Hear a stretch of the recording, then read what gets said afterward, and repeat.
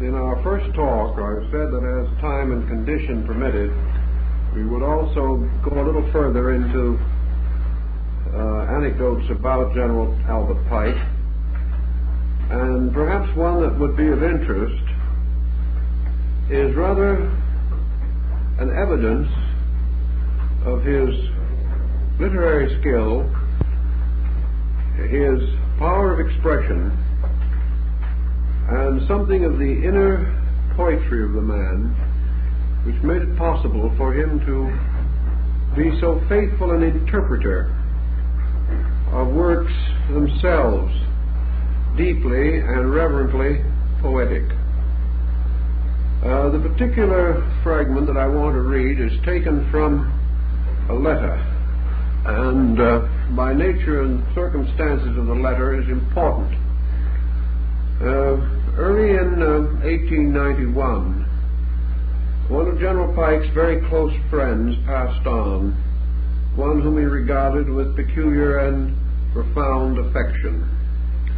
And in conformity with the practices of the Masonic Order, when an active member of the 33rd degree passes on, it was customary to send certain announcements and instructions to the various Masonic bodies. This is the subject of the particular letter, which is written in the Orient of Washington, District of Columbia, the 10th day of March, 1891. Unto the bodies and brethren of our obedience, Shalom, which means, as I said last week, peace. Shalom, peace, that comes with blessing to care-fretted, weary men, when death's dreamless sleep ends all suffering and sorrow.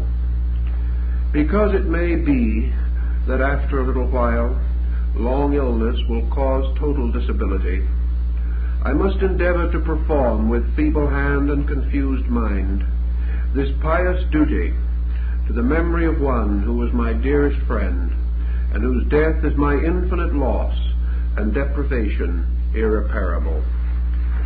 A little later he adds, the poet Holmes compares an old man to one who, in company with a few friends, clings to a spar floating in mid-ocean. From it, one after another, weakened in and weary of the struggle of life, drops off into the sea, wherein is no trace of what has been, nor foreshadow of what may come, until at last only one survives, and with the illimitable sea around and under him, and the illimitable sky above him, he is the loneliest creature that lives in all the world. It is a cruel blow of ill fortune when one, who in his old age counts the years of his life by their losses, is suddenly thus bereft of another of his few remaining companions and friends. For to live in the joy that is past, of companionship and good offices, is to live in the remembrance of a dream that faints and fades away, and there is no hope of any new joy of like companionship to come. The letter is signed by General Pike, and 3 weeks after he wrote it, he died. It is his last official document to the Masonic Order. But I think the spirit of it shows something of the extraordinary gentleness and deepness of the man, and of his wonderful power to express, even when himself in his last illness, his thoughts and his solicitudes to the family and associates of his departed brother. One of the last pictures of General Pike is this one, taken probably about 1884. He is shown wearing the decoration that was bestowed upon him by King Kalakua of Hawaii. Here is the last picture, I think, also that was taken of General Pike. He is certainly one of those men who may be regarded as a birth out of time.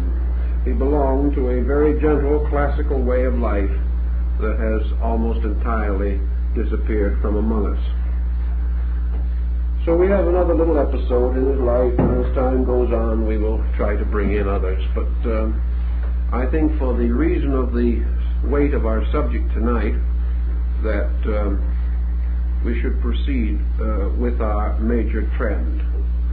Many friends and those interested are aware that Freemasonry contains certain symbolic teachings and ideas, and that in particular the Scottish degrees, so named for some peculiar reason because they originated in France, this particular group of degrees is involved in a long and panoramic analysis and study of the great symbolisms and teachings of the world, in an effort, so to say, to restore in the mind of the beholder something of the long and wonderful tradition of human effort and human achievement.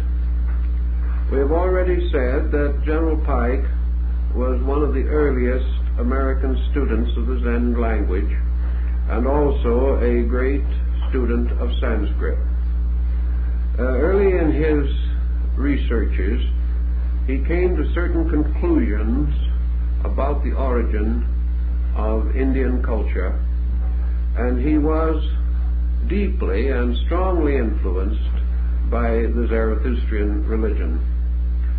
Because of this deep interest, fragments from his researches are to be found in the liturgies and legendas of the rites, and in every instance they are treated with the greatest dignity and solemnity. He was one of the early scholars who, in the study of Indic tradition, was deeply impressed by the importance of the early Iranian contribution to the great flowering of Indian culture.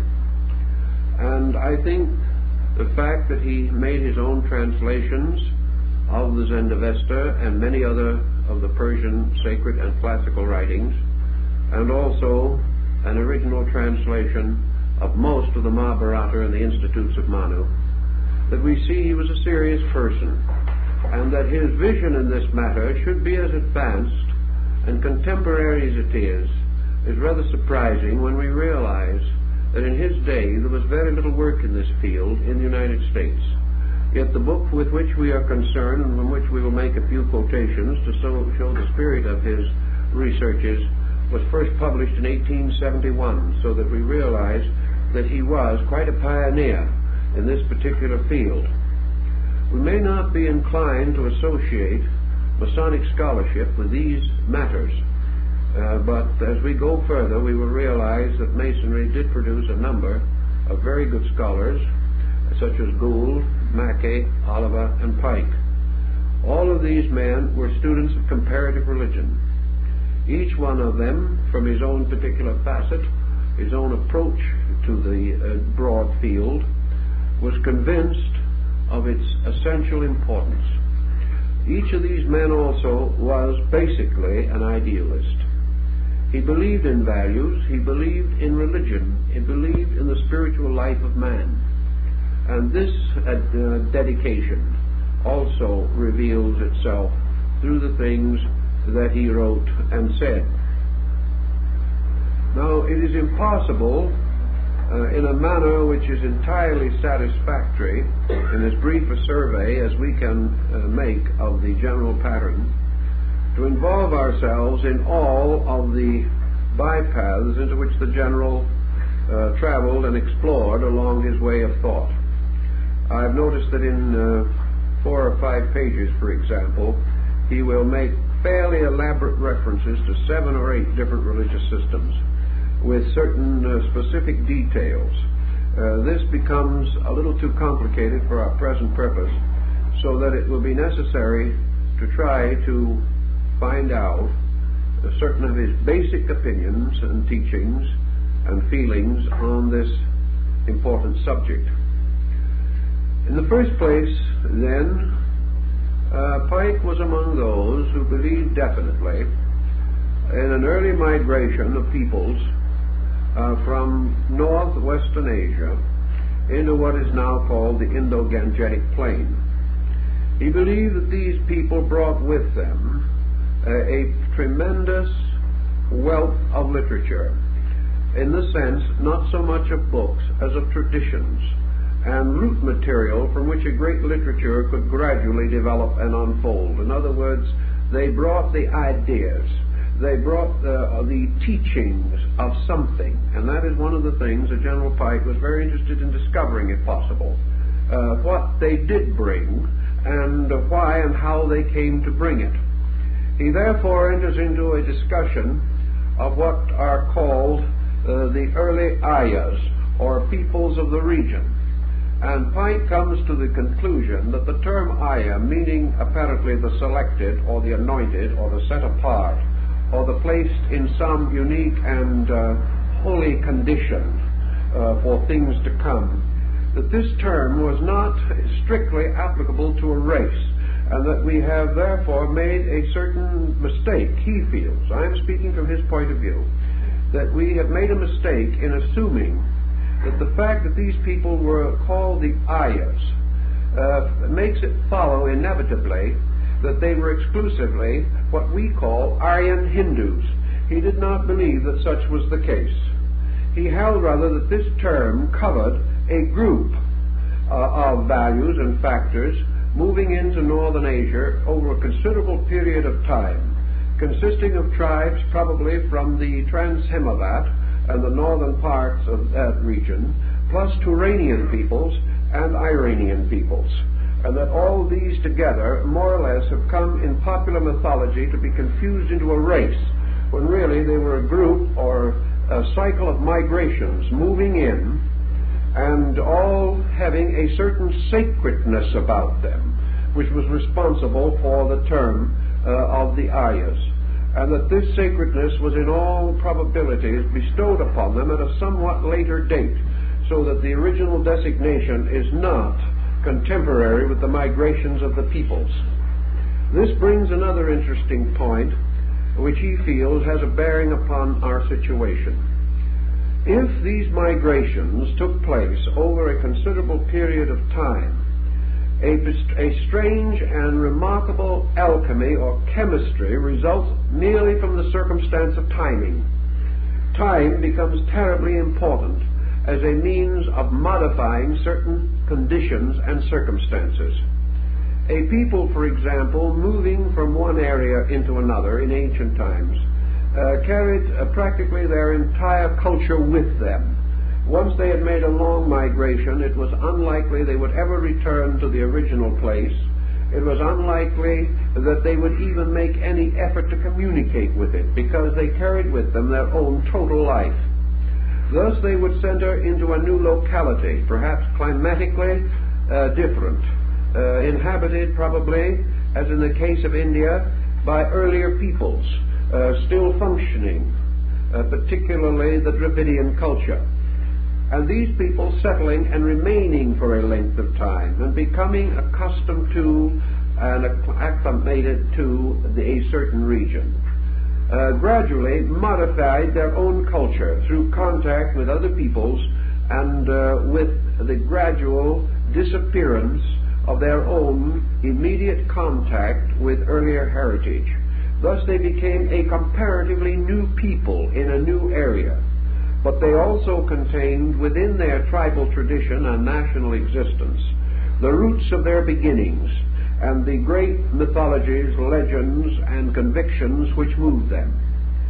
If 1,000, 2,000, 3,000 years later, another migration, perhaps, arising from almost the same source as the first, should then move downward and come into this area, these two people with one origin and one root and one source would meet as strangers because of the difference of cultural interval, because of new interests, new activities arising, and these would no longer recognize their kinship with each other.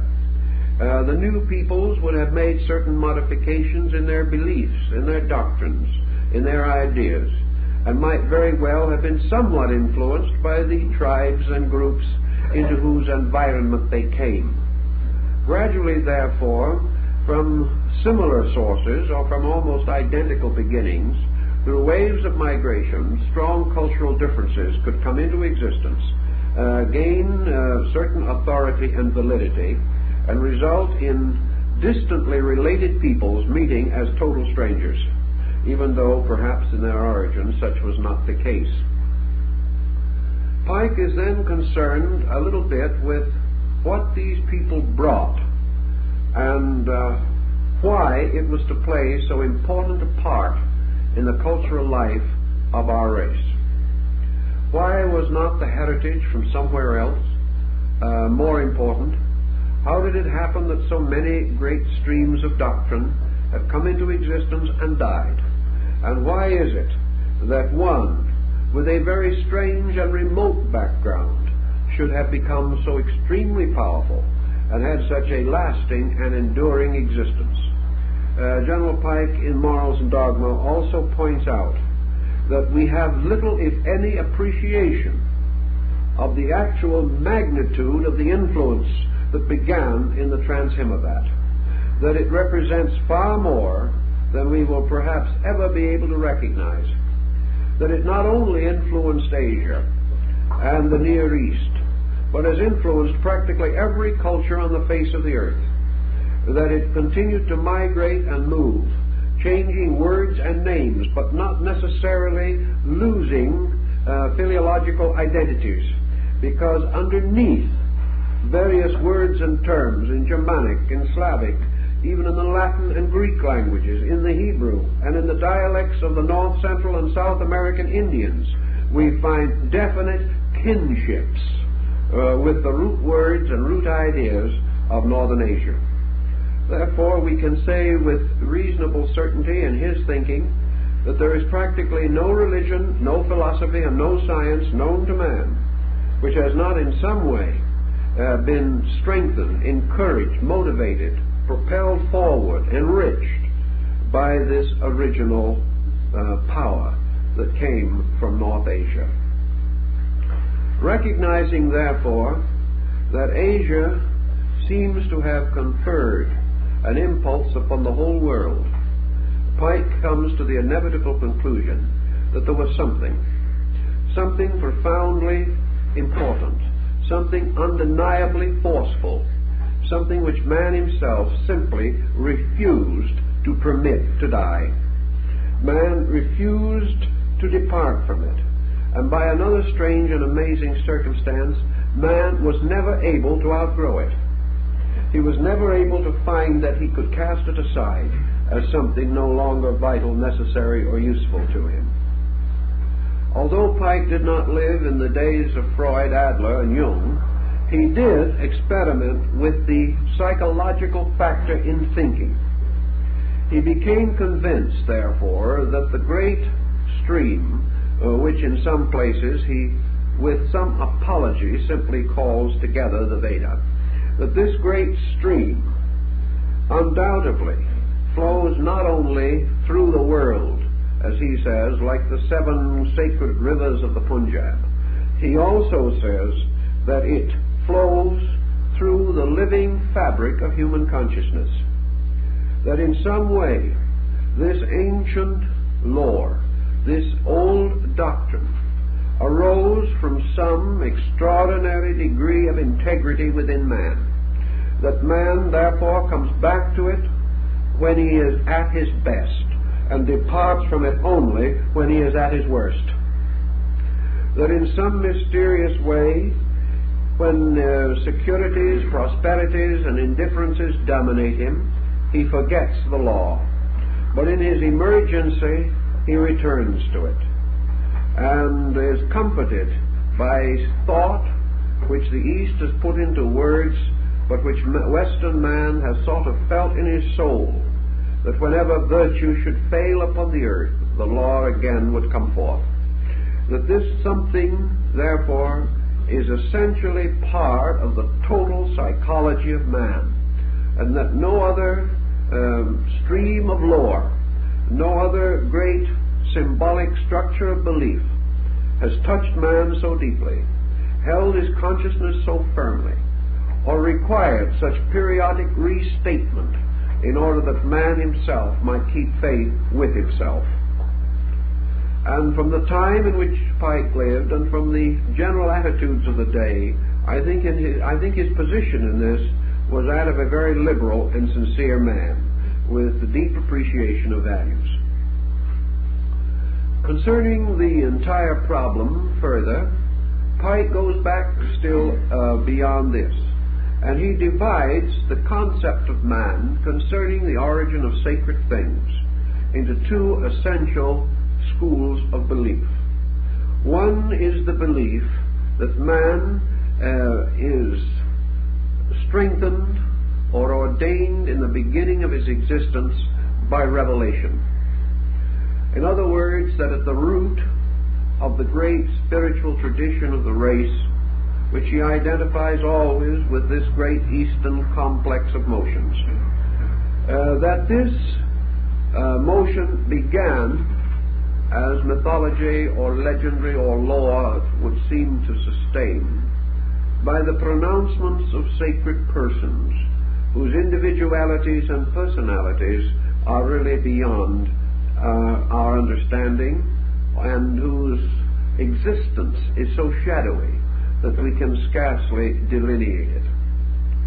Therefore, there is the belief that certain beliefs, certain doctrines, certain systems have endurance, have inevitability and infallibility because they are revealed by God to prophets, to teachers, to messiahs, to patriarchs, and that this great motion of peoples carried with it from its root land a divine revelation, a revelation apart, a revelation to which the people and their descendants continually rededicated themselves, a revelation which in good times was strong and in poor times was weak, a revelation frequently confused and corrupted, but ever rising phoenix-like from the ashes of its own dead.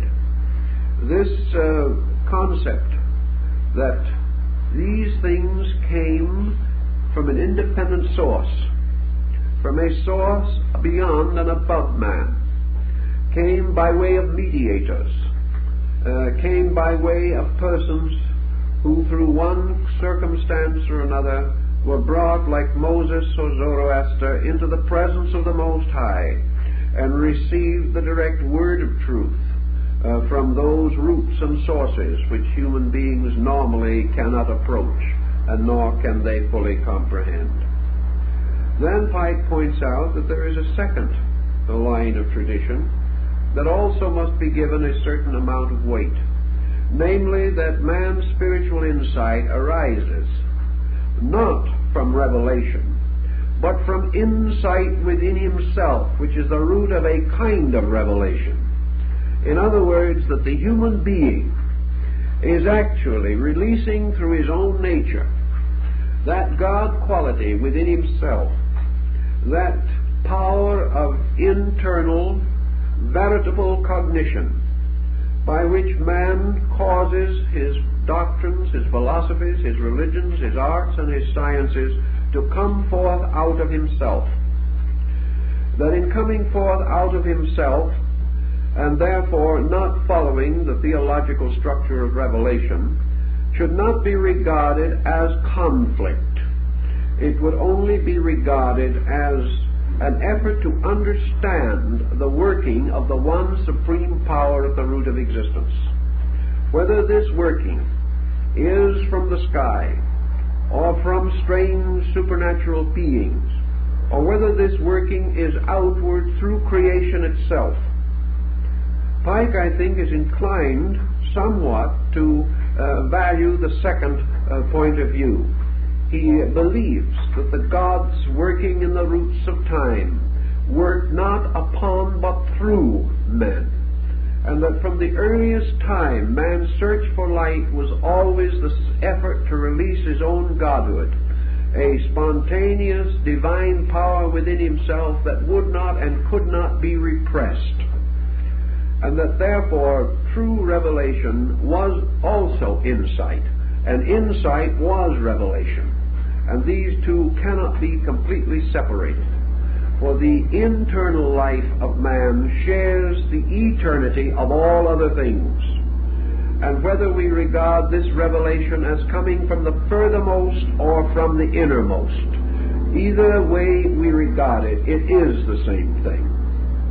Therefore, there is no need to say that insight or growth by experience is less sacred as a source of tradition or a source of valid knowledge than revelation itself.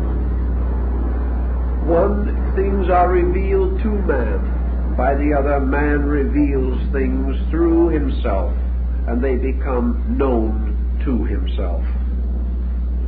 This situation then led Pike to the beginning of his study of the great symbolic processes which he sensed at the root of these great teachings.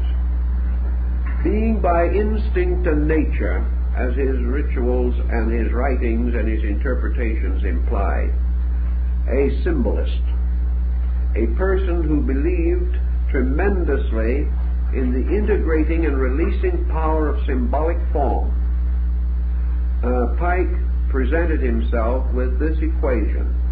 He presented himself with man standing as an aboriginal being upon the surface of the earth, surrounded by stars, mountains, valleys, beholding everywhere the infinite workings of universal law.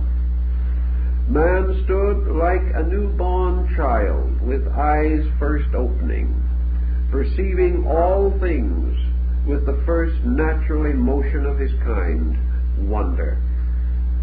Nothing seemed natural. Nothing seemed commonplace. Nothing was ordinary.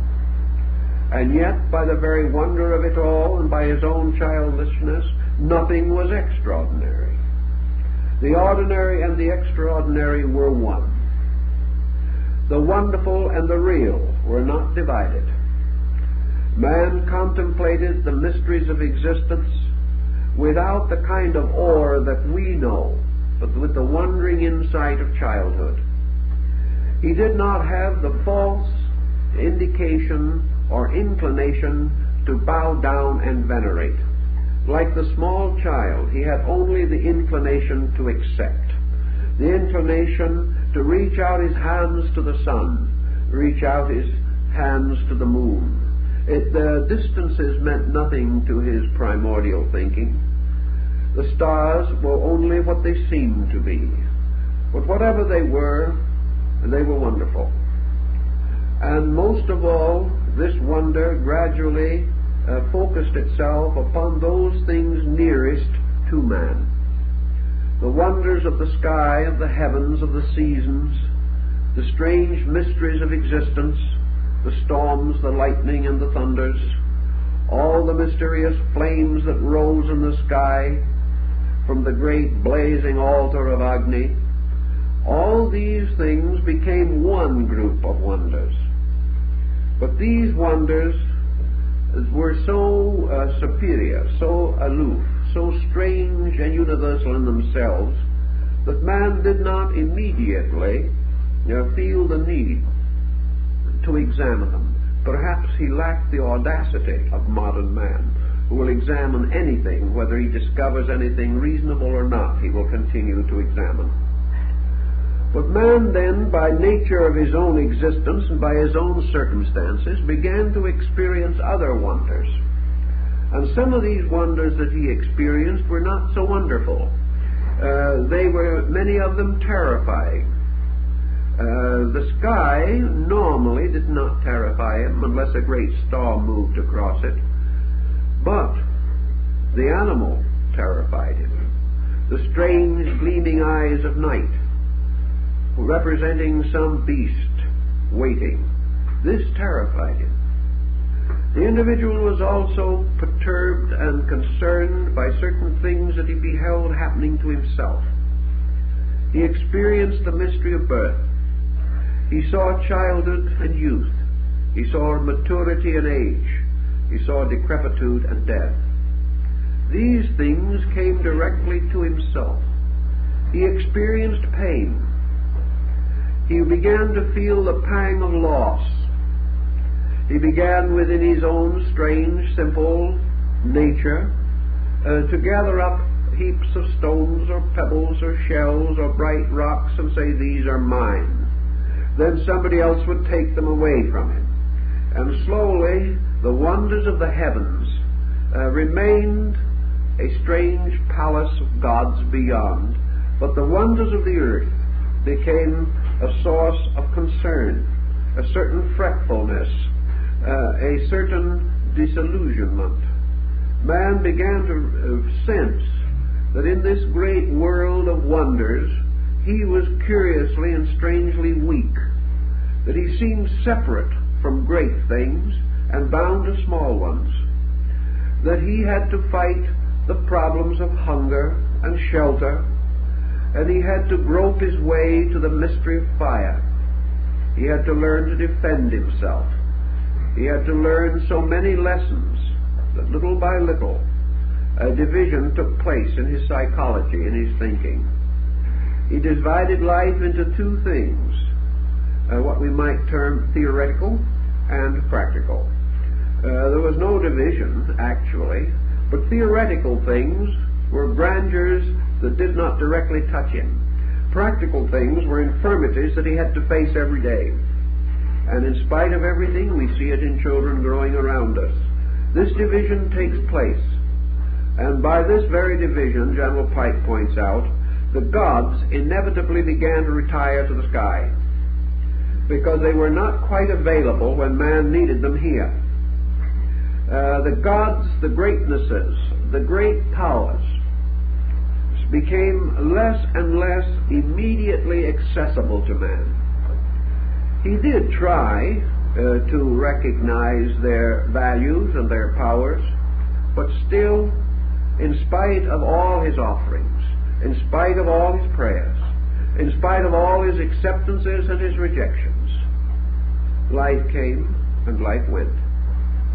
Over these strange inevitables, therefore, it seemed that even the gods had not control. And the believer and the unbeliever came finally to the common grave. Out of these situations, these modifications, another important factor seemed to arise in the early consciousness of these ancestral peoples, and that particularly had to do with the linking of heaven and earth. And in the early linking of heaven and earth, man, not yet thoroughly aware of value, inclined like the primitive American aborigine of the poem to see God in fire and hear him in the winds, this primitive man, began to pray, began to ask, began to beseech, sought ways of turning in some mysterious manner to the All-Father, who his instinct told him he needed. And he turned to this great world around him in search for parent, in search for that to which he could confide, that which would understand, that which had the strength and power to make all things right out of its own inevitable sufficiency. And out of the contemplation of stars and planets and rivers and seas, and out of man's common need, and out of his turning his eyes from his need toward the source of his help, slowly, as General Pike tells us, the strange, dim, but inevitable image of deity arose. Arose because man inwardly experienced it. Rose because he could cast the shadow of his own dreams upon the clouds.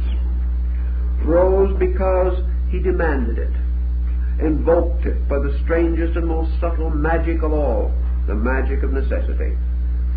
And so, by degrees, the individual began to change the world, changing the world into mine and not mine, into heaven, earth, and hell, into wisdom and ignorance, into hate and love, and to all these polarizations with which we have gradually come to be familiar.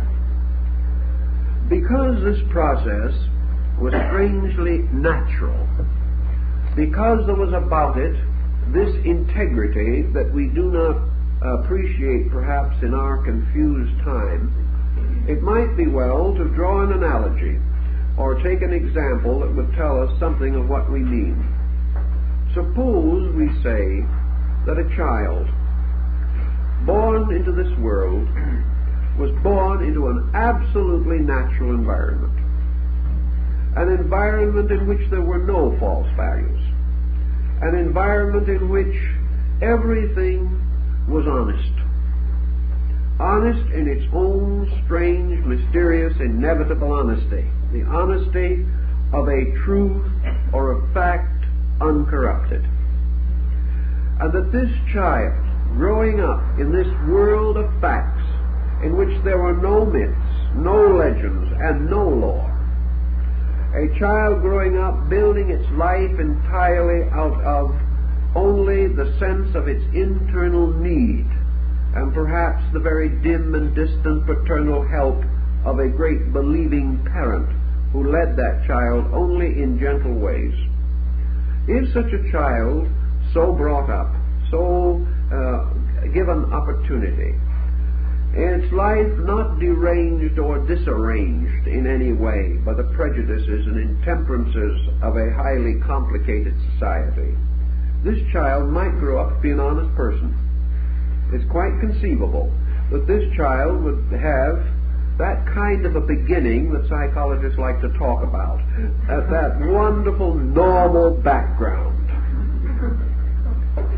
Well, perhaps, as Pike points out, the reason why the light of life has come from the ages is because in some mysterious way these progenitors, these first uninvolved peoples, these peoples that have not yet learned to hate, these people who lived close to reality, that in some way they are the basis of the strength that we possess. They were the ones who grew up in a reality, a factuality that we no longer have.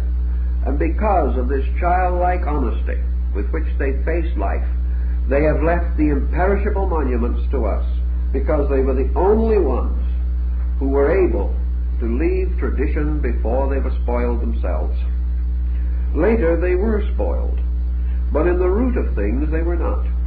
And therefore in their infancy, in their childishness, God walked with them.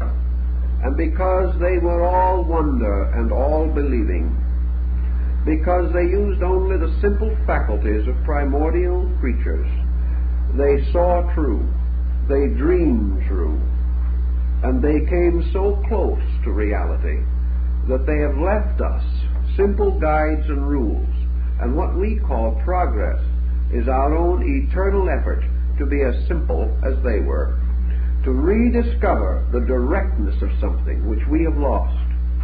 Perhaps this is the reason why the light of the Vedas shone upon the world, why it is beneath everything, why it has come down to us in 100 religions, simply because it represents the simple light of the beholder, in which light and the eye and the heart responded together, and that there was no deceit, no confusion, no prejudice, by which the mind and the emotions could be led into error. Perhaps for another example we might pause for a moment and contemplate the effort of Gautama Buddha to restore this situation. Pike has many things to say about this.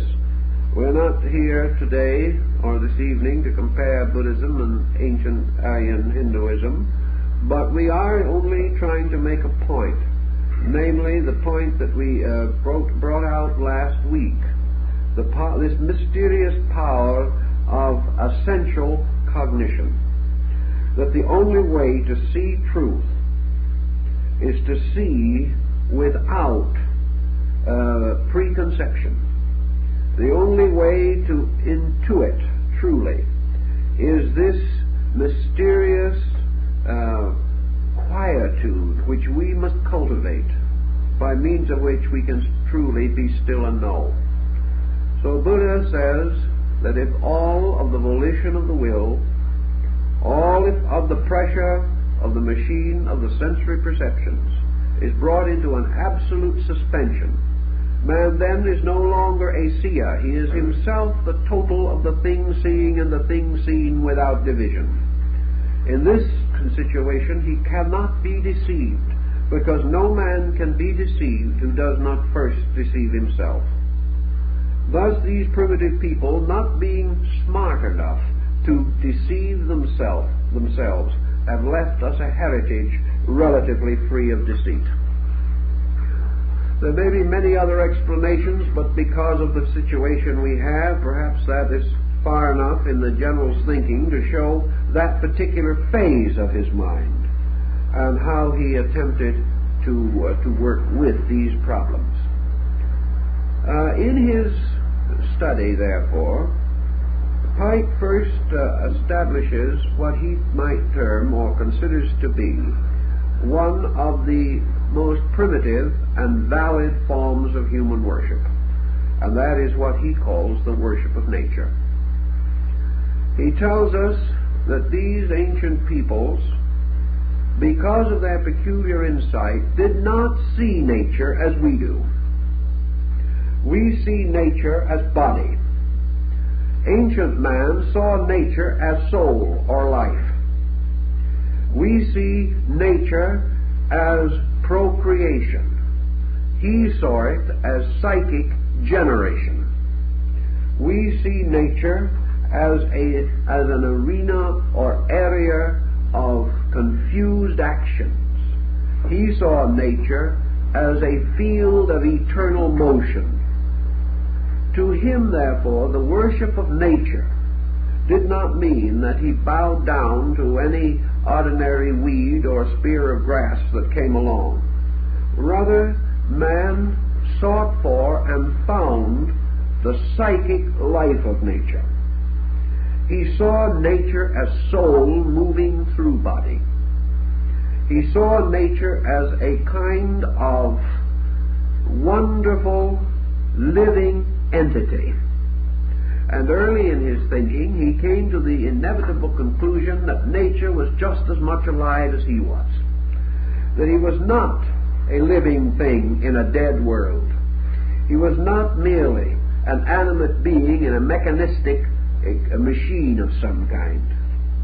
It never occurred to ancient man that the bear or the lion or the bird had any different basic attitudes upon life from his own. Therefore, in many instances, we find among these people the tendency to create legends and lore in which they humanize animals, even as Aesop did much later, and still later Fontaine. And therefore we assume, for instance, we know the North American Indian of our Northwest, up around the Vancouver area. When he went hunting in the woods, he talked to the bear.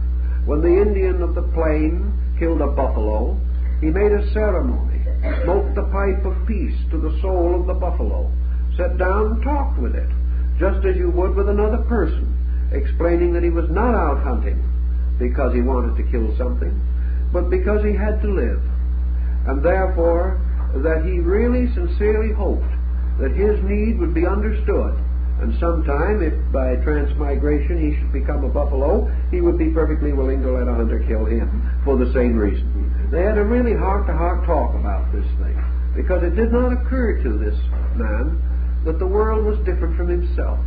He did not believe that trees could not understand. He did not believe that rocks were dumb. Like Pythagoras, he spoke to the river, and the stream answered him. Ancient man lived, therefore, in a world of life, not in a world of death. He lived in a world in which he beheld around him all kinds of differentiated life. He beheld also within himself faculties and powers in which many attributes seemed to be united and brought together in his own more complex personality. At first, however, of course, this was not particularly meaningful to him. But the main point we wish to bring to attention is this concept of nature worship, that man found the objects of his adoration in the processes around him. He found many reasons to gradually transform his wonder into veneration. He began to venerate those things which seemed to him good. He began to fear those things which seemed to have some evil implication to himself. And out of this process of nature, and from his own perspective, he came to the inevitable conclusion that some things were better for him than other things, that some things seemed to serve him, others to offend him. And out of this, in turn, came a rudimentary concept of good and bad. And this projected against the great starlit sky of night, it also resulted in the gradual recognition of the suras and asuras, the gods and demons, the great good spirits and the evil spirits. And just as in his own world there was the conflict of good and evil, so war began in heaven. And all the different problems that he faced, he saw parallels for in the world around him.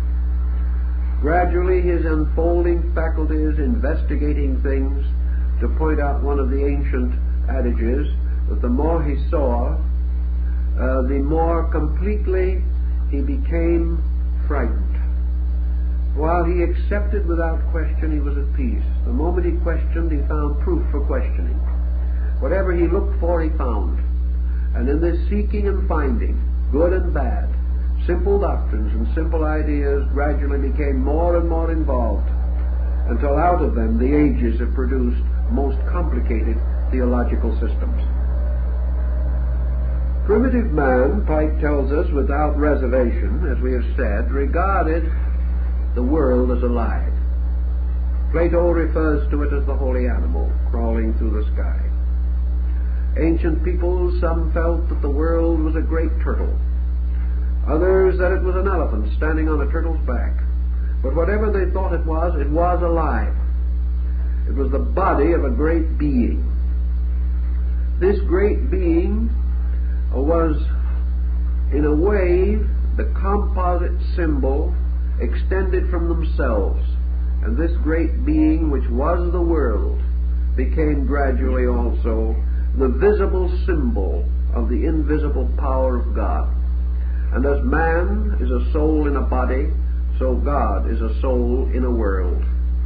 And that this world soul, therefore, like the human soul, sustained and supported this body. Man beheld himself growing and failing. He saw youth and age, and he therefore contemplated the great procession of the ages. He contemplated the birth and death of worlds. He applied all these ideas of his own experience to the universe, and out of his own experiencing, he fashioned by degrees the ideas that were to be great and wonderful to him. And in the course of his time, and in the way he lived, the universe divided into really three parts. One part was heaven, the great vault of Indra, the sky, the great being whose body was filled with countless eyes.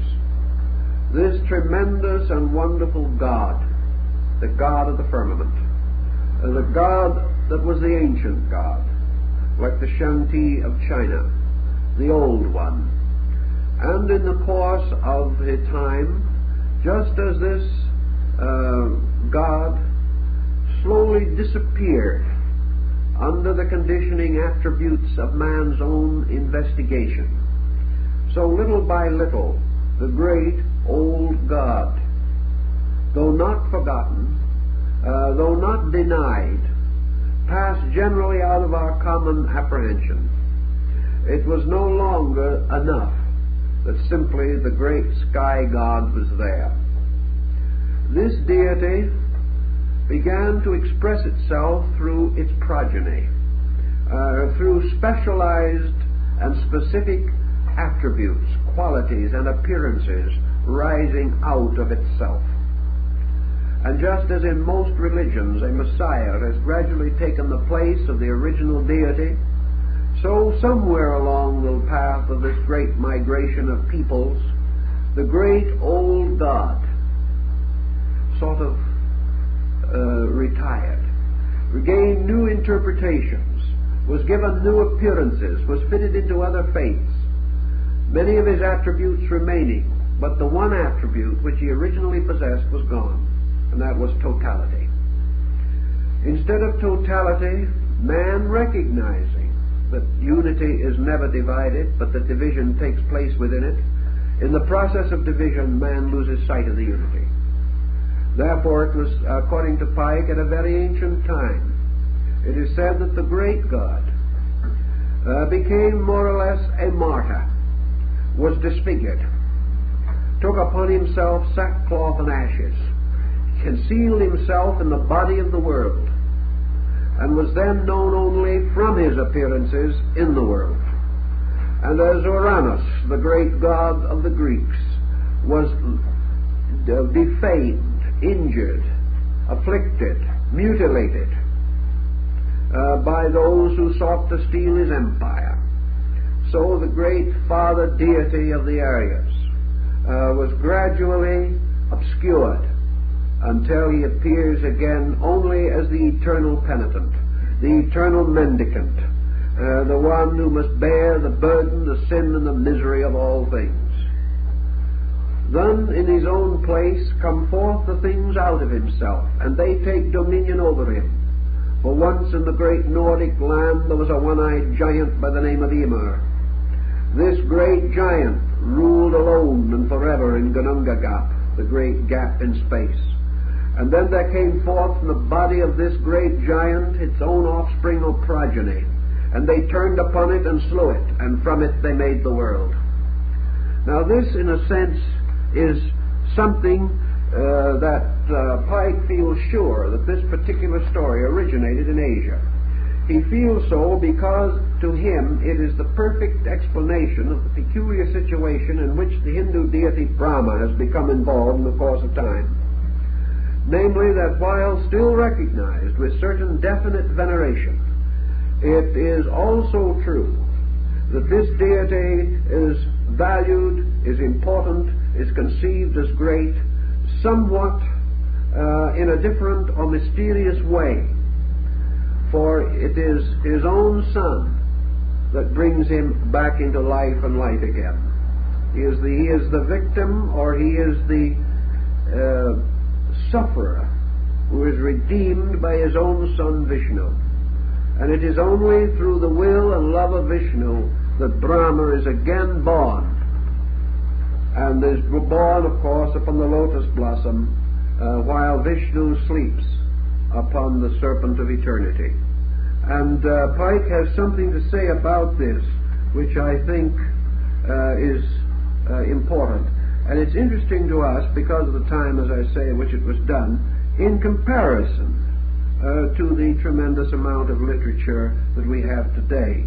Part of this, incidentally, will be interesting because it represents Pike's original translation of sections of the Bhagavad Gita.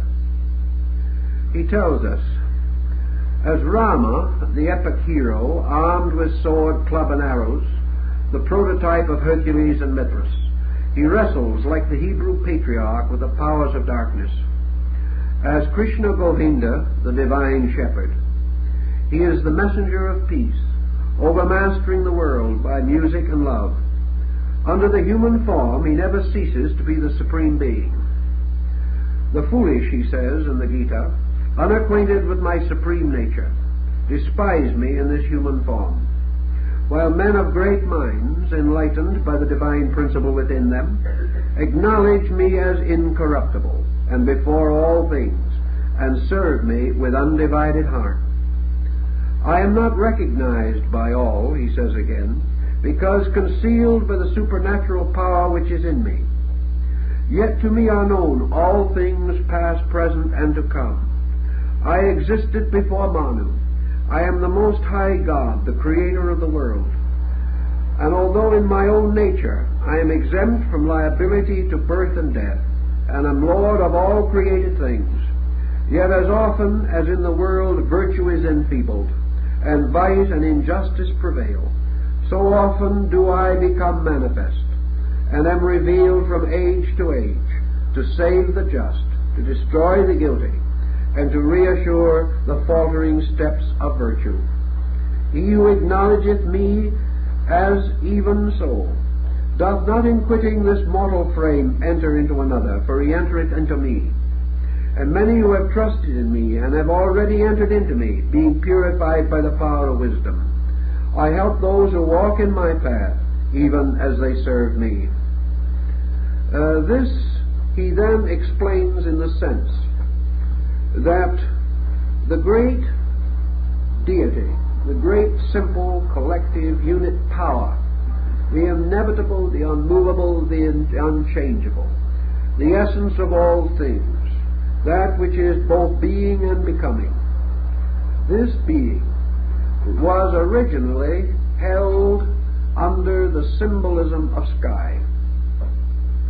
It was held also under the alternating symbolism of day and night sky. And it was held in a mysterious way that night revealed the splendor of the sky even more than did the day. Therefore, the sky in day was obvious or evident. The sky in night was a host of gods made visible by the setting of the sun. And in this came another thought, that the sun, representing ego, representing selfness, representing in a way the light of reason, while it shines, the great God is not seen in all his splendor. The heavens become merely background to the light of the sun. But when the sun fades, the heavens come forth again, and the grandeur of the eternal once more shines down from all the points of light in the sky. Psychologically, then, the essential idea is that this totality gradually passed from the consciousness of man to be buried in the particulars of his own interests and observations. The great God was no longer the sky dweller. He was no longer the being remaining forever, sustaining and moving all things. He became rather the neighbor, the close one. He came to be the present help in time of trouble. His powers were invoked by men, and this deity was believed to be able to answer all of these prayers, and from his great celestial universality could descend even to nourishing the particular and peculiar desires of mortals. Thus something happened, and this thing that happened was that the supremeness of consciousness, represented by this deity, gave place to the limitation of ego, the rise of selfness both in heaven and in man. And the selfness in man resulted in the emergence of the self-hero in heaven. The rise of individuality, individualized deity as far as human experience was concerned. This again became a very important factor in the gradual rise of systems. Now, another point that Pike makes a great deal of is the emergence at a comparatively early time of groups, classes, or peoples, not only in the term of a great migration, but in the term of the common life of man.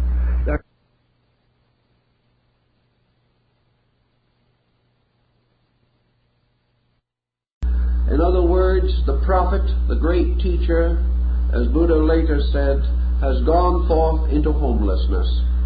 He has gone forth into a strange universal citizenship. He moves again toward the sky and with the sky. He was naturally inclined to seek the wilderness, to go forth to pray and to meditate. And the emergencies that always led him into these courses were the same emergencies. The need in himself and his instinctive sorrow for the need in others. These things always have divided some people from the rest.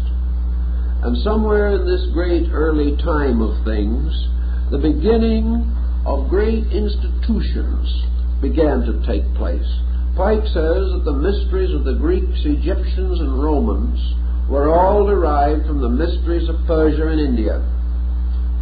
That these institutions were the long shadow of man's basic way of learning, and that they in turn gave birth out of themselves by division once more into two parts, preserving in the one hand the great secret organizations of the world, and on the other hand blossoming forth to become the great secular educational bodies of the world.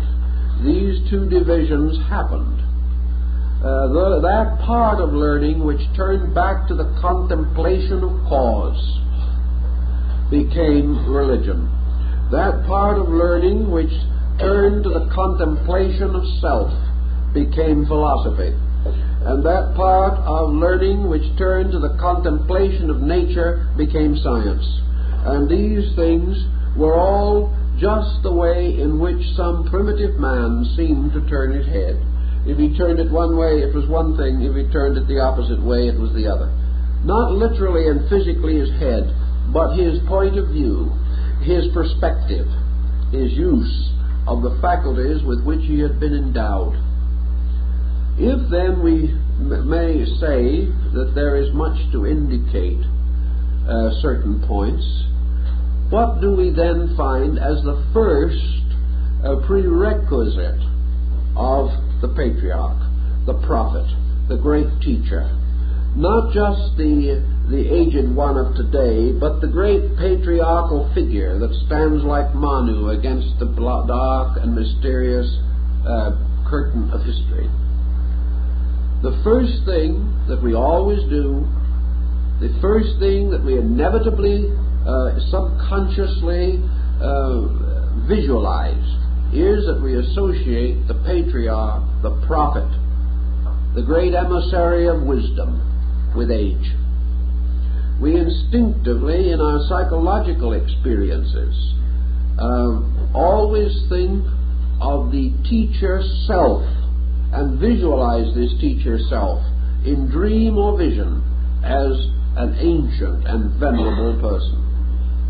Now, the reason why this began in the beginning was probably much simpler than we think. It was not due to the fact that man had a particular artistry in this respect, or hit luckily upon the patriarchal figure as a symbol of authority. What actually happened was that as soon as man recovered from the first impact of survival, he began to recognize that he had to preserve the vital value of age.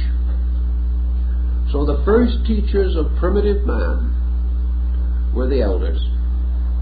The rest were out hunting and working.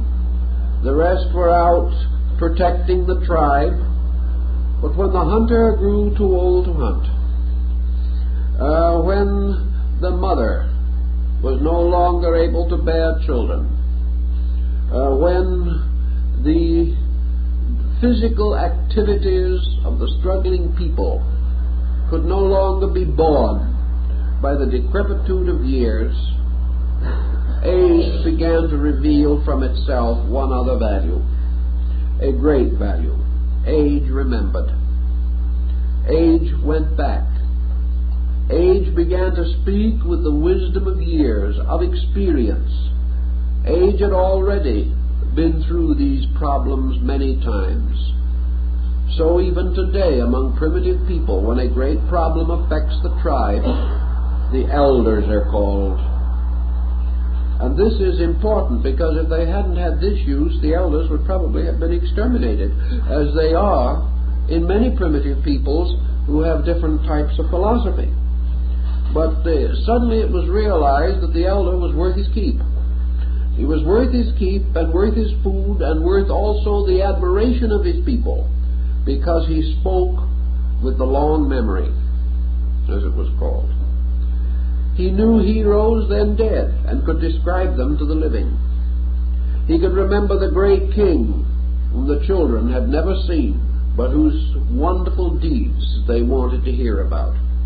He could remember the seasons and the great storms of long ago, and he could remember the places where he had gone to hunt, and where certain symptoms indicated that game would be plentiful. He could tell them from long years what the clouds meant and when the rain would come. He also had all the lore of his people, and as time went on, he became the great gossip, and was only one step between gossiping and deification. It all depends on what you gossip about. When you remember the private secrets of your neighbors, it is gossip. When you remember the great secrets of life, it is wisdom. And the olds and the truths and the ones of the long remembering became gradually the symbol of man's wealth of heritage. And so against the background of our culture will be seen the shadowy forms of the great rishis, the great sages. Maybe they were mortals, and maybe in their own day they did not look nearly so venerable. But today they are venerable. Today they represent to us the voices of the past, as Pike calls them, the voices of the great shepherds, the voices of those who remembered the stars, the strange voices that speak with echoing tone down the corridors of time, the voices of the old ones, and their voices are rich with words of wisdom. So in the rise of things, the rishis, the saint and the sage, came to be regarded as the companion of the gods. Not only did they seem to resemble him, but he seemed to resemble them. And when they spoke, it seemed that the gods were speaking, for the greatness of years was speaking. In these days also, again, the rather simple and direct life made possible this kind of memory, and by degrees the young ones came and sat around the feet of the aged one, and from him they received the Orenda of the Iroquois, received not only the story, but the strange vitality of dedication. They were part of something. In their veins flowed the blood of the heroic past. They were the heirs to the things the elders told them. And when one by one the elders slipped away, they in turn became elders to carry on the sacred heritage. So in the circle of the old ones was the history of the people, the mystery of its faith, the story of its dreams, the account of its migrations, and perhaps most of all, the wonderful reports of the heroes, the descriptions of things, so that the old one would say, "This my father told me," and the children would sit around and listen. And in the strange process of listening, they became citizens. They became directed in their own lives. They began to see what it meant to be remembered. And each of the young ones said to himself, "I shall so live that those who come after me shall remember me among the heroes." Little by little the virtues of the tribe were inculcated in this way. And as this body of lore became greater and greater, came with it also the skills, the crafts, and the knowledges of the people. Here also were not only the historical records, but the laws, and legislation moved out of the great mystery of the circle of the elders, the ancient ones of the earth, as they have been called. And from them, as from the lips of Manu, have come the laws. So Pike says, somewhere in the mysterious hinterland of man's thinking, there sits at the very beginning of this great Iranian migration this strange, mysterious circle of the ancient ones of the earth. The ones to whom it seems all knowledge must be traced. All ideas seem to originate from them. All records, all reports of old times flow through them. They are the link between man and his own origin. All the wonderful things that he wants to know and he wants to believe. Now, is it really actually a fantasy at all, or is this a sober truth? I'm inclined to think, from experiences with so-called primitive peoples, that this is actually the sober truth. This actually happened. Because I know that today I could go into a primitive society and I would find that this is the way they live. That I can find immediate evidence that at the back of their belief and at their tradition is this circle of the elders, perpetuated now by another circle of living elders, who are the visible progenitors of the ancient ones, their servants, their priests, sharing in their veneration, and venerated because they have in turn venerated. And if you want to go into a comparatively primitive society and you want to know the ways of that society and you want to understand its reason for existence, you sit with the elders and they will tell you. And they will tell you not in just prosaic language, do this and do that.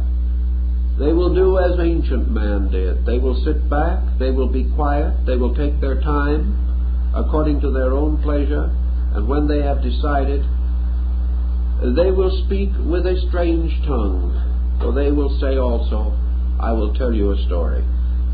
And whether this story is the Vedas or the book of Genesis, it is still the story that has come down from the olds. And as time went along and these things became more integrated and knowledge became more pressing upon man, and his own experience required more and more levels of answers in order that he might maintain certain perspective, these circles took on a strange value. And one of the values that happened was that everyone, every time, was not permitted to come and talk with the elders. You couldn't simply knock on the door any time you want to and have the ancient ones assemble on requirement.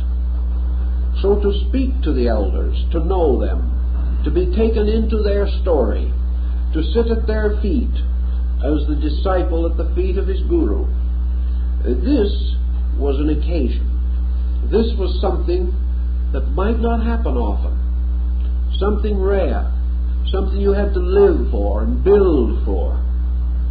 And out of this came the gradual development of the puberty rites, and also the caste rites, and the rites of growth and maturity, and the various tribal initiatory rites that are described so well by some of our great writers on primitive people, such as Churchward in his Signs and Symbols of Primordial Man. These rites were a sacred drama, a sacred institution, and acceptance into them was the beginning of the life of maturity in the tribe. Until you had received these rites, you were not responsible. Until you know, it was not expected of you that you would do. But the moment you knew, you must do.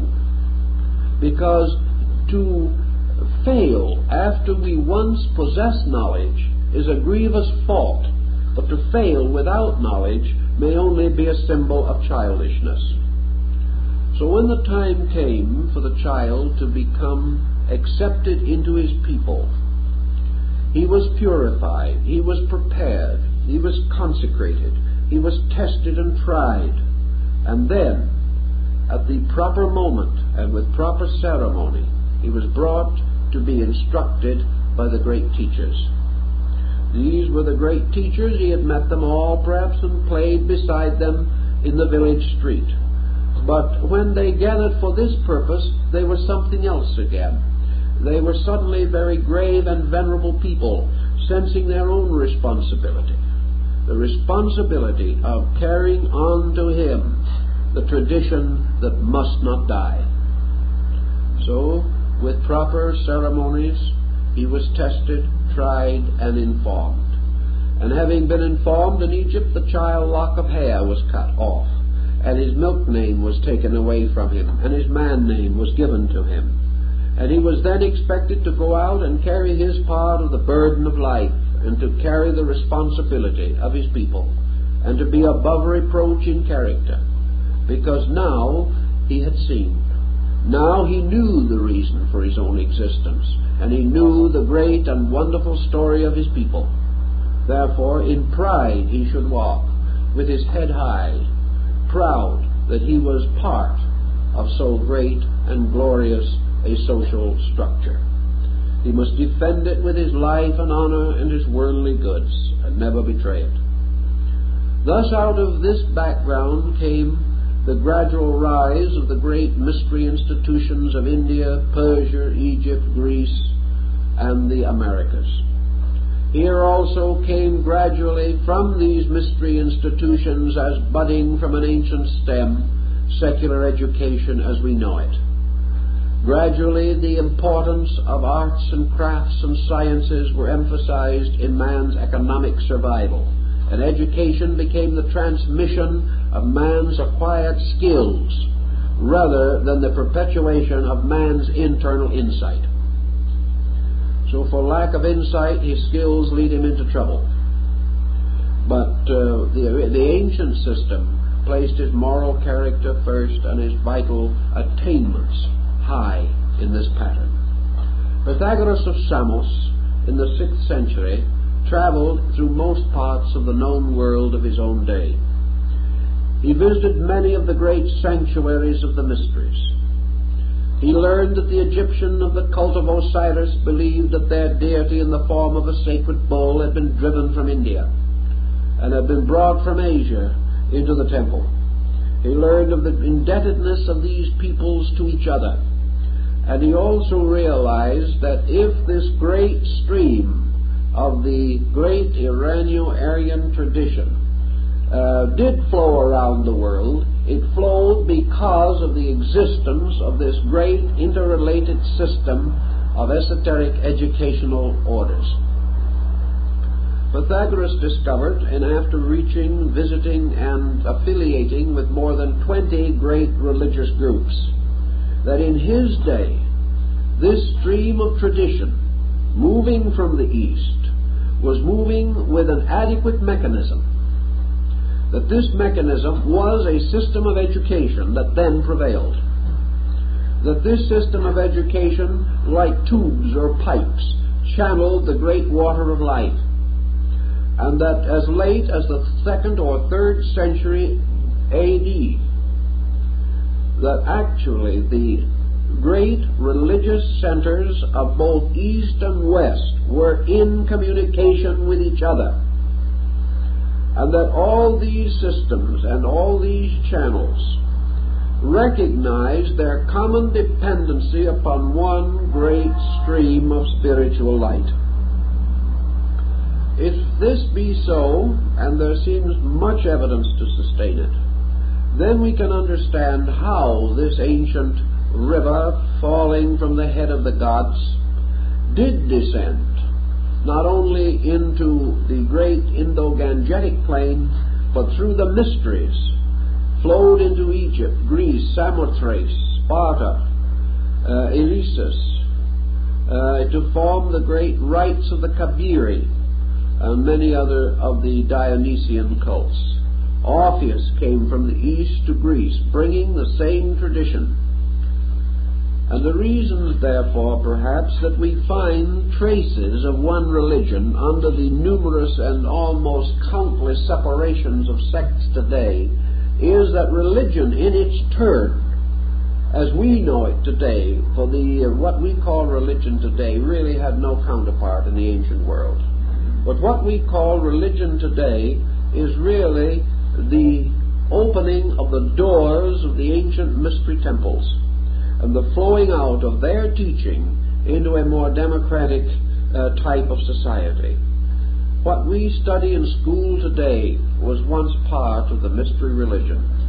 It was the mystery religion that gave the world mathematics, that gave it art and literature, philosophy, medicine, and law. These things were all parts of the temple religions. But gradually they have flowed out into our more common way of life. But if they came from the mystery temples, and the mystery temples themselves came from a common tradition, and this tradition flowed from the northern parts of Asia, then we can easily see why some simple emblem or symbol, some statute, some name, some term we daily use now could well be traced back to this original source. It was in the light of this, of course, that Le Plongeon, exploring the mysteries of the Mayas and Quiche of Central America and studying their hieroglyphics, made to him the important discovery that because he had already been a student of Egyptian hieroglyphics, he could decipher most of those of the Western Hemisphere. He may not have been entirely correct, but he did establish, beyond any doubt, hundreds of parallels, not only in the symbolic and glyph forms, but actually in the pronunciation of words, so that the word for man, or the word for sun, or the word for life, or the word for God, in the languages of the Old World and the New were identical. Thus these streams had to have flowed from somewhere. We may want to take the idea of spontaneous generation of these ideas in isolated areas, and if we had to, we could contemplate the possibility that all men reaching a certain degree of culture would come to certain common conclusions about things. This would be suitable if we could not establish the bridges by means of which we know that in a still simpler way the migrations of peoples and the unfoldment of learning in all of its branches would carry this knowledge, this great stream, without strange, mysterious, or psychological circumstances.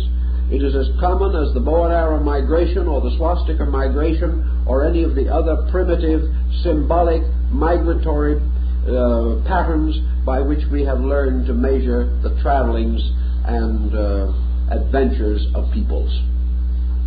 We know that these things could have happened. We know that almost certainly they did happen.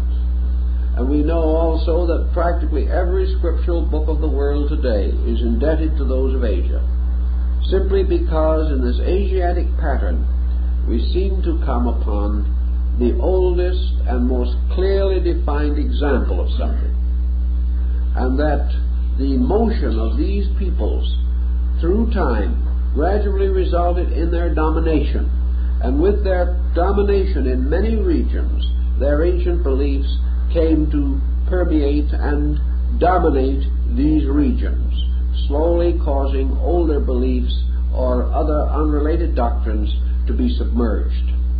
Now, when we study this a little further, we make another interesting discovery, namely that this great cycle had about it something that was very Neoplatonic. The gods of the ancient Arya, these strange sky, earth, and altar deities that we have come to remember, did not, in those times or under those conditions, declare war upon the gods of other men. That was very much later, when things got into pretty bad shape. Actually, these great deities, like Osiris in his celebrated journey around the world, converted people with a strange tenderness. The conversion was a rather simple thing. This great interpretation accepted into itself all other interpretations, and the light of the Vedas shining upon other beliefs caused these other beliefs to shine with its own light. It was simply a light cast upon all things, causing these things to resemble itself. Thus in Egypt, for example, the old gods of Egypt, prior to contact with Asia, did not cease. they simply took on an Asiatic look. The ancient gods of the Nords, for instance, Thor, the thunderer, the individual who seemed to spend most of his time fishing for the Midgard snake or throwing his hammer in the form of a swastika around the world. It was perhaps the oldest form of the boomerang.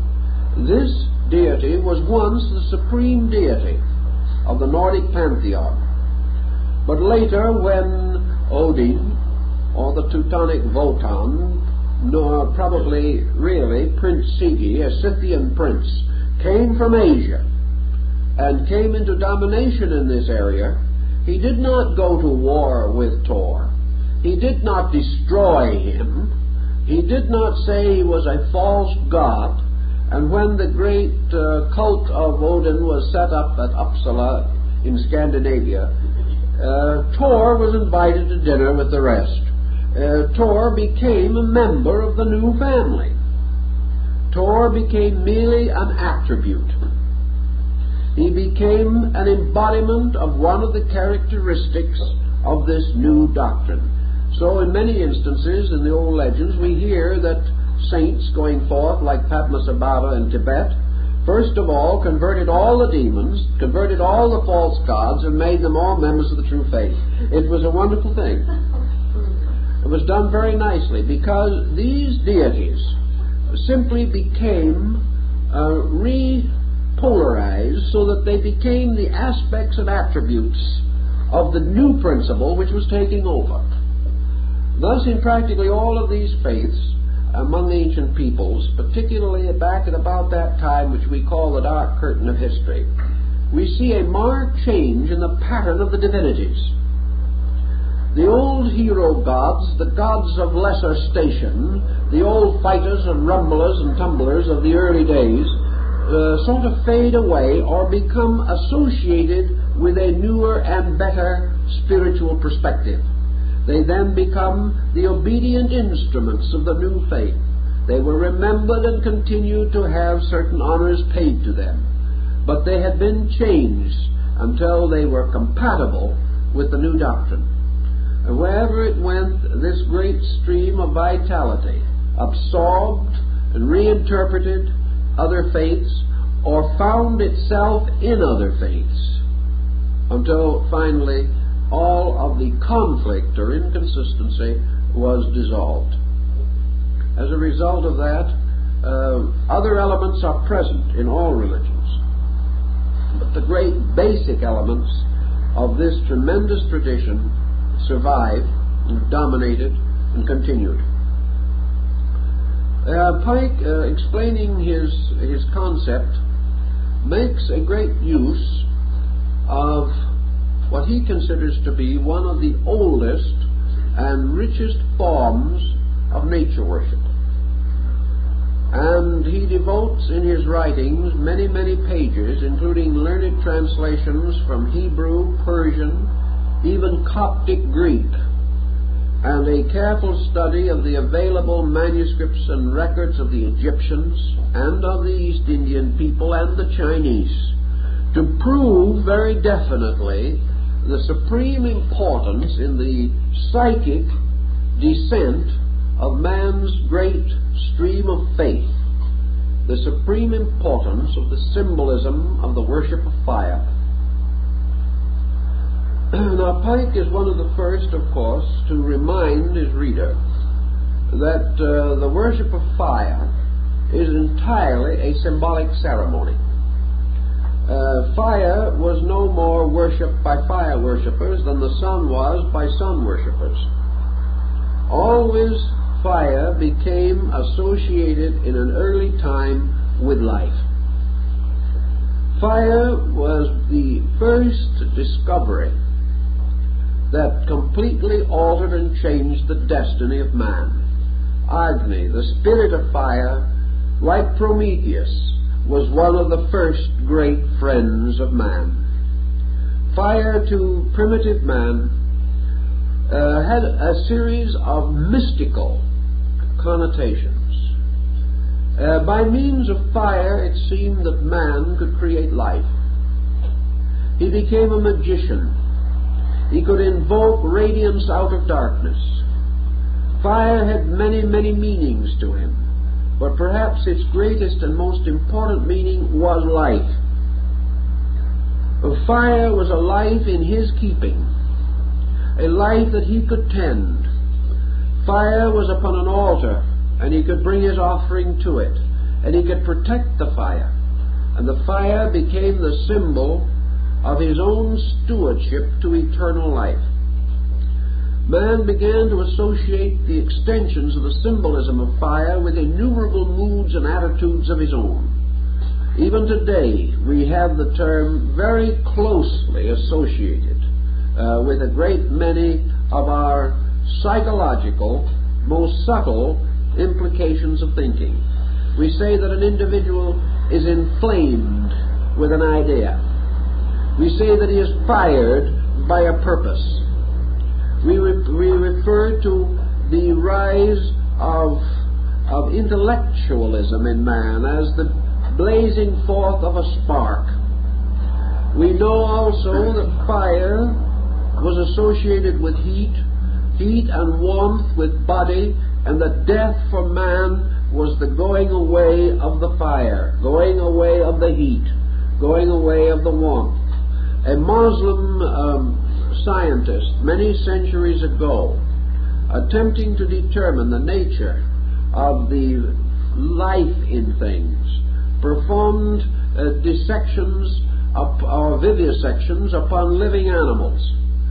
And at one time he placed his finger on a certain point in the pulsing heart of a living animal, and immediately his finger was blistered. He found there a point of great heat, and he became quite concerned with it and wrote considerably on the subject. But life is heat to ancient man, and the fire in man burned upon the matchless altar of his heart. The heart was the sanctuary of the flame. The flame was life. When the flame burned, man lived. When the fuel perished, man died. Buddha, in one of his discourses, goes into considerable detail in a symbolical use of fire. He explains, for example, that if every fire on earth was extinguished so that man never could see fire anywhere, and that all the storms and all the changes of nature were such that lightning would never strike, that no natural friction or reflection would ever cause a fire. So the world was without fire for 10,000 years. And then, if there be a person to do it, flint is struck against steel and fire is born again. Fire is everywhere, silently, secretly, unknown. But it must be brought into manifestation. And the manifestation of fire out of the totality of itself into the expression of itself was a mystery that ancient man greatly contemplated. He also greatly revered the purifying power of fire, how fire cleansed things, and also how fire consumed the sacrifice. He also saw how fire consumed the fuel that sustained it, and that when the fuel was gone, fire disappeared. And in modern times, man has discovered a strange kind of fire that burns without dross, as we know it. And that fire is a form, of course, of electricity. And we put that fire in a little glass bottle, and we made an electric light. And when we first made that light, what did we call it? We called it the Mazda light. We had already gone back to an ancient term for light, for brilliance, for shiningness. In the ancient Hindic people, the old gods, the devas or devs, meant the shiners or the light ones. And everything that was light, everything that shone, was life. And where the flame went out, where the fire failed, things died. Then there were the fires of holy aspiration, the fire of martyrdom. Then there was a fire of zeal and of hope, and the strange blazing passion of love. There was fire of hate, and everywhere there was fire, there was heat, there was life. Primitive man gradually devised the concept of Agni as the symbol of the power of life. Fire became the visible symbol of the quality of life. Life living on matter. Life perpetuating itself by destroying its own not-self. Spirit flaming forth because of the fuel which it is to consume. Consciousness consuming body, and perhaps, if the pessimism of Buddha is correct, dying with it, but a great blaze while still it shines. The candles upon an altar, the incense burner, the oil lamp, all these symbols, like the ever-burning lamp of the Rosy Cross, or the strange eternal lamp found in the tomb of Cicero's daughter. The lamps that burn on, the lamps with wick of asbestos, strange conjectures and chemistries and alchemies of ancient thinking, but always this problem of fire. This problem of man worshipping the flickering, variable symbol that is so alive that its body is part of its life and cannot be seen from it. The fire that can be put out by the mystery of water. And then the alchemist coming along with his strange formula which says, I shall make a fire that burns in water, and I shall make a fire which the fuel is water, and this fire shall burn forever. Now the ever-burning fire is to a measure probably, at least in one of its degrees, associated with the sun. The sun, this great incandescent light, this symbol of radiance that became warm in summer and in the desert a destroying heat. But the fire and the sun and light, these together, man identified ultimately with his own truest self, his own consciousness, so that fire and light became symbols of consciousness. For man was aware by a kind of invisible light within himself, the light of reason, the light of the mind, but most of all the light of the soul. In the old early Rosicrucian symbolism there is an ancient representation of Christian Rosenkreuz, the secret master of the Rosy Cross, reading a book by the light of a candle. There is some probability that the picture was originally taken from the familiar portrait of St. Jerome by Albrecht Dürer. But in any event, the point is that by the light of a candle or a lamp or a fire, man reads a book. He reads also the mysterious living book by the light of consciousness within himself. So without the fire, the mind is meaningless. Without fire, love fails. Without fire, rationality is impossible. And this fire must be the fire of awareness, the fire of consciousness within the individual. For man reads not by the light of the sun on the outside alone. By that he sees the letters. But by the light of the sun in himself he sees the meaning. And that is the great and important difference. So the sun became also the symbol of meaningfulness. It became the symbol of true cognition. And fire was the sacred part in man. And as time went on, the fire was associated with the soul. And the soul was this beautiful, radiant, flaming part with an aureole-like existence. And this soul was the light in man. And the fire and the light also came to be representative of enlightenment and of the enlightened. And under this same thought we have in our own scriptures the mystery of the light of the world, the being that came to give light to every man or to every creature that lived. For the very word Christ from Christos simply means the fuel of the flame. It represents the mysterious oil of baptism, but this is the oil which supports the flame. and the Eucharistic ceremony, and Melchizedek with the corn, wine, and oil, establishing the sacred sacrament. The oil is the symbol of the fuel of God, which if lit turns all of man into a strange, burning thing, burning with the power of the divine presence. So in the tabernacle we have the seven-branched candlestick. We have the great being of Revelation walking amidst the candlesticks with a blazing sword coming from his mouth. All these symbols go back to the old belief in fire. And fire, the holy aspiration which burns all decay. Fire, the divine desire of man to be one again with truth. Fire, the symbol of his everlasting and eternal covenant with life, causes each individual to be a keeper of the flame. And this ancient man strangely comprehended, because it was fire that gave him dominion over the world.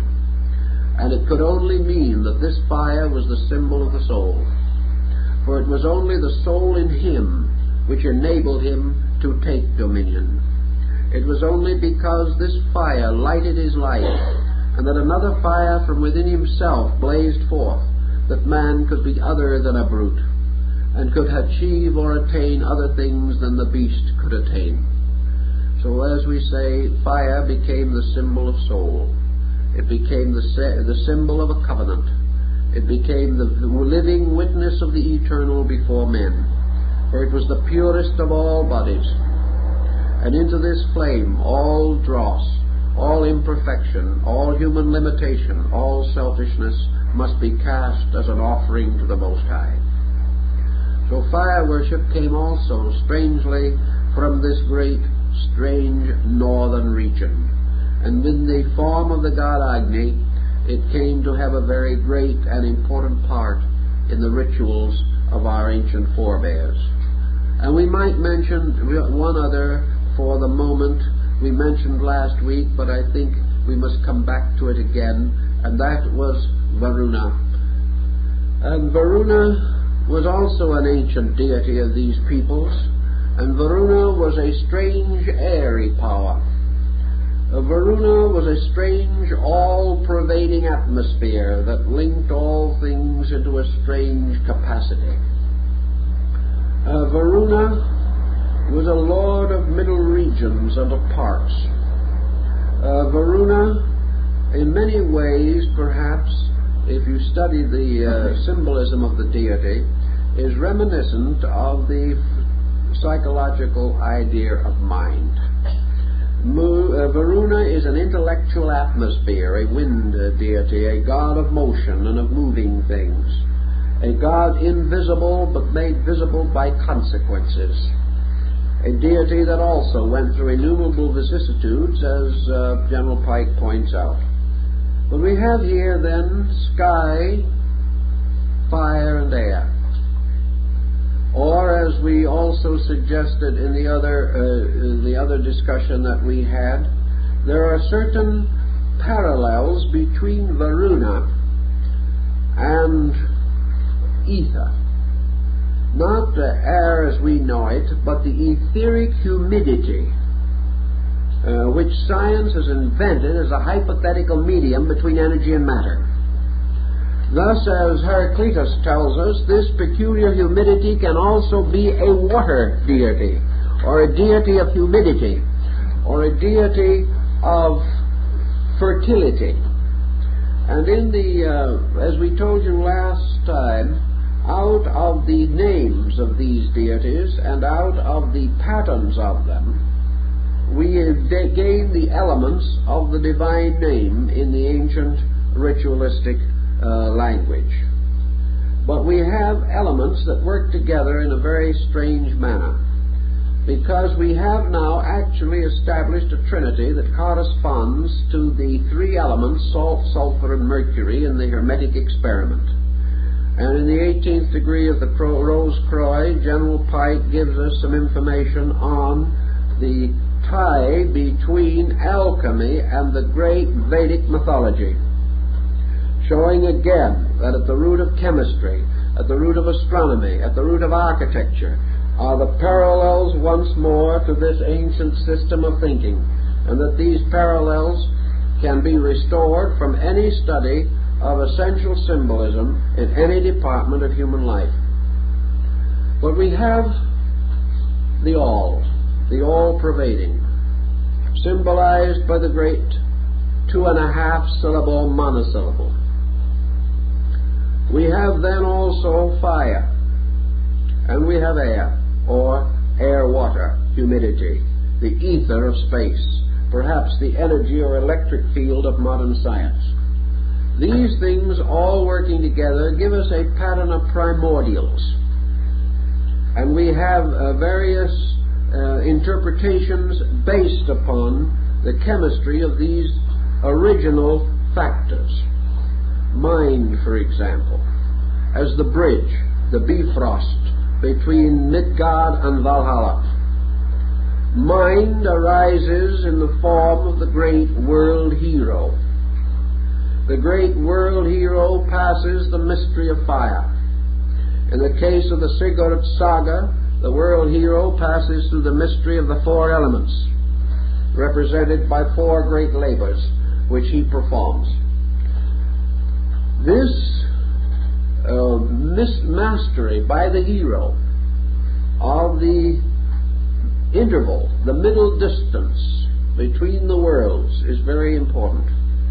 Fire as soul and consciousness, air, water as mind, emotion, the psychic part again, and heaven as totality, as the reality, as the wholeness.